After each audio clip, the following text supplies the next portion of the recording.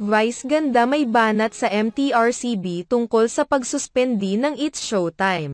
Malaki ang paniniwala ni Vice ganda na hindi tuluyang masususpende ang kanilang show na It's Showtime dahil naghain na sila ng motion for reconsideration sa MTRCB.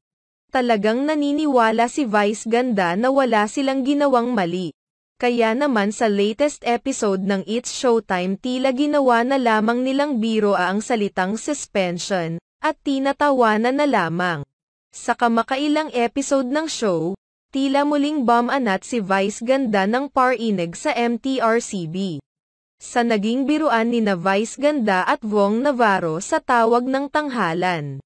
Tila sinadya umano ni Vice ganda na banggitin ang pahayag na suspension, na sinundan ng malutong na tawanan para ay pakitang hindi sila apektado sa inilabas na order ng MTRCB. Sa kabilang banda, hindi naman nilinaw ni Vice ganda at wala pa siyang inilalabas na statement patungkol sa kung ano nga ba talaga ang kanyang ibig ipabatid sa kanyang naging pahayag.